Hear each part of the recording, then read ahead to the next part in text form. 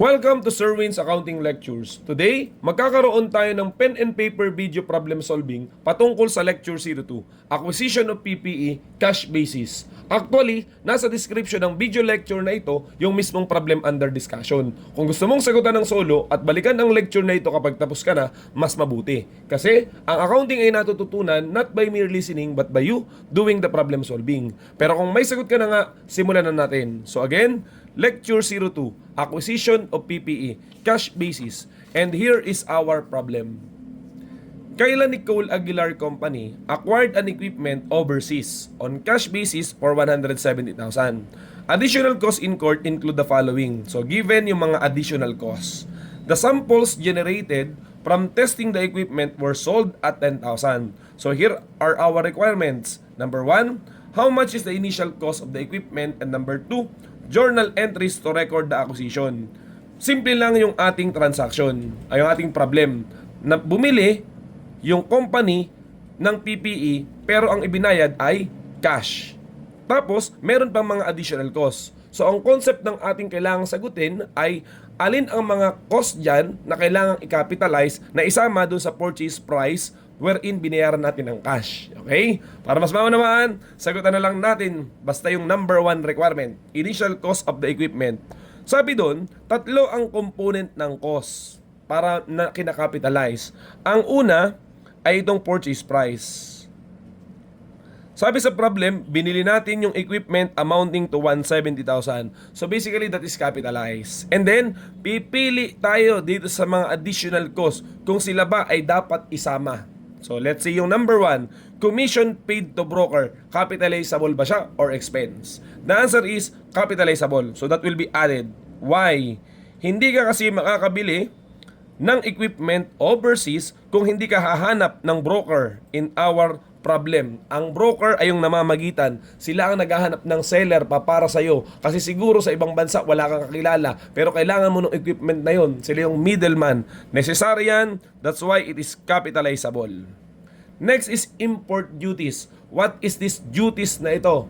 Taxes yan coming from importation. Ano ba yung importation? Yan yung pagbili ng mga produkto or let's say equipment, in our case, galing sa ibang bansa. Siya po yung taxes mula sa ibang bansa papunta sa atin. Importation yun. Import duties yung tax nun. Di ba yung equipment, sabi kanina, binili mo overseas?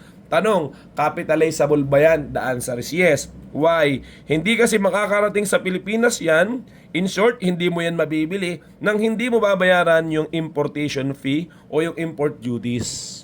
Next, meron pa bang mga taxes related dun sa pagbili? Yes. Ang sabi dito, non-refundable purchase taxes. Capitalizable din yan. Kasi when we say non-refundable, meaning, ikaw ang magbabayad ng taxes na yan pagbili. Kasi halimbawa, let's say yung ating gobyerno, may iba pang kukolektahin sa'yo na taxes other than importation na sa'yo talaga chinarge. Kaya nga ang sabi ay non-refundable. 22,000. Kung sakaling yung taxes ay refundable, ibig sabihin, hindi talaga ikaw yung nagbayad kasi pwede mong ma-refund. Ay sa case na to, hindi mo kayang ma-refund. So, ibig sabihin, ikaw talaga yung charge ng taxes na yon. So, capitalizable, 22,000. Next, freight charges. Alam naman natin na manggagaling sa ibang bansa yung ating bibili na equipment. So therefore, capitalizable din yung 12,000 na yan. Bakit? Necessary kasi na magkaroon ng transportation mula overseas papunta sa Pilipinas para magamit mo o madala mo yung equipment sa lokasyon kung saan mo siya gagamitin. Okay? That's why capitalizable yung 12,000. Next, cost of assembling and installation. Maaaring pagdating ng equipment, hindi pa naman talaga siya assemble. Bubuuin mo pa. O kaya, kailangan mo siyang i-install. Ikakabit mo kung saan dapat siya ilagay. Necessary ba siya para magamit? If the answer is yes, therefore, capitalizable din yan. Yung cost of assembling and installation. Okay? Amounting to 44,000. Let's move on. Cost of testing the equipment.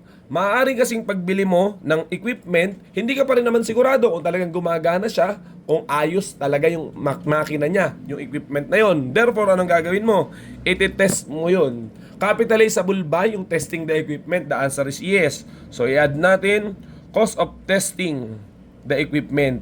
Ang dahilan, yan ay para masigurado na gumagana yung equipment kung ano talaga yung purpose niya. Okay? Kasi malay mo, pagbili mo, sira pala o defective. So therefore, isasauli mo. Malalaman mo lang yun through testing. Okay? That's why, again, necessary rin na i-test ang ilang equipment bago magamit. So kasali rin yung 32,000. Next, administration and other general overhead, 18,400. That will be ignored. Bakit? Hindi na kasi ito tungkol sa equipment itself, but rather, patungkol na to sa administration and general overhead ng negosyo, not necessarily directly related sa equipment mo. Ang kinakapitalize lang naman natin na mga attributable costs is yung directly related. Pero yung mga administration and other general overhead, since they are overhead, since they are administration, they are expense outright.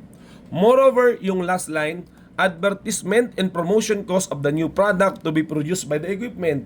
Siguro itong equipment na to, di ba gagamitin mo pagpaproduce ng mismong produkto mo? Kailangan mong i-advertise yung bagong produktong mapuproduce niya nung equipment na yon. Yung 17,000 gumastos ka. Tanong, capitalizable ba ito? The answer is no. Bakit? Yung expenses na yon ay hindi related sa produkto, kundi related na ito, paano mo mabebenta yung mismong produkto na lalabas dun sa equipment. Again, ano yung binabanggit natin? Ang kinakapitalize ay expenses na related dun sa mismong equipment. Ito kasi advertisement ay related dun sa product, hindi dun sa equipment. That's why it is expense, not capitalized. Okay? Wala na. Okay? So in short, ito po yung mga i-capitalize natin as cost of the equipment. Yung mga yan. Na wala si dismantling cost ay okay lang yun. Di ba tatlo nga yung component ng cost, di ba? Purchase price, directly attributable cost, dismantling cost. Sa problem na to, walang dismantling cost. Kung sakaling ganun, therefore wala kang gagawin. Tama? Last one, the samples generated from testing the equipment na nabenta daw ng 10,000, will that be capitalized or deducted as part of your equipment? The answer is no. The sample sold is treated as additional line item or it will be treated separately as a sale to samples. Okay? Point lang natin dito sa last paragraph natin, i-highlight po natin kasi dun sa lumang standard, kung nagbabasa po kayo ng mga lumang lecture, kung nanonood kayo ng mga lumang lectures o kaya nagbabasa kayo ng lumang libro, ang ginagawa dati sa samples, di ba tinesting mo yung equipment, maaaring may na-produce na sample. Pag binenta yung sample, minaminus yan dun sa cost ng equipment. Dati minaminus yun. Pero nagkaroon po ng revision sa standard, ang treatment na ngayon sa sample ay separate na.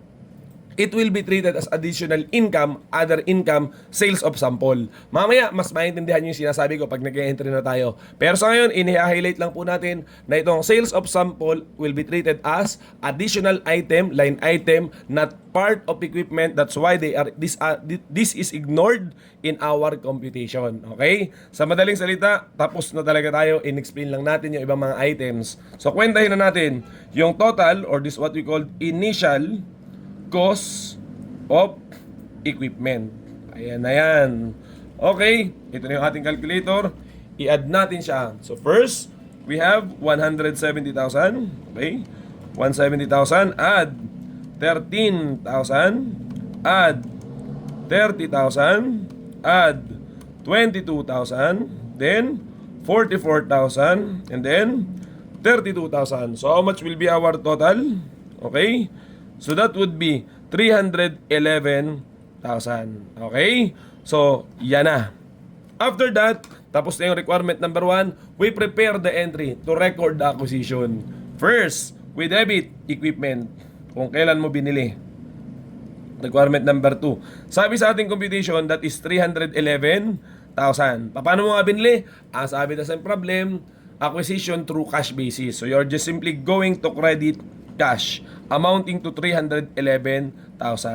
Tapos na yung acquisition ng equipment. Ngayon, ano nga uli ang treatment do sa dalawang nahuli? Sa administration tsaka sa advertisement, they are treated as an expense. Gawa na din natin ang entry. Therefore, we are going to debit administration expense. Okay? Amounting to 18,400. And we are going to credit cash. Kasi yan po ay bukod na expenses. And then yun naman sa promotion, sa advertisement, pwedeng ang debit natin ay debit advertising expense. And we are going to credit cash 17,000.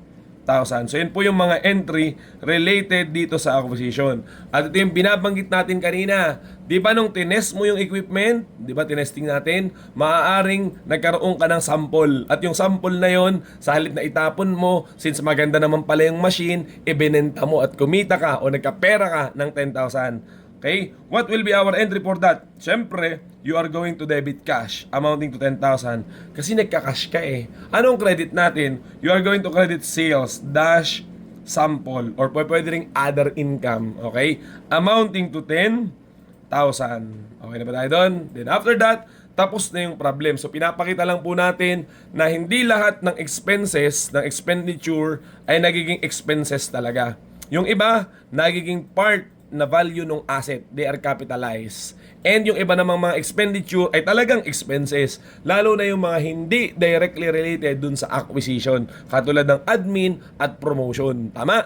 At kung sakaling merong sample na nabenta, inuulit-ulit ko po na ito po ay iba ang dating treatment. So dapat bagong libro, bagong video ang ating inaaral. Hindi ko na sigurado kung ano sinabi ko before kasi luma na yung discussion. Pero sa ngayon po, ang sample talaga, ang treatment ay hindi na reduction but rather income na as sales, sample, or credited as other income for that amount, 10,000. So sana may natutunan ka. So yun lamang at maraming salamat.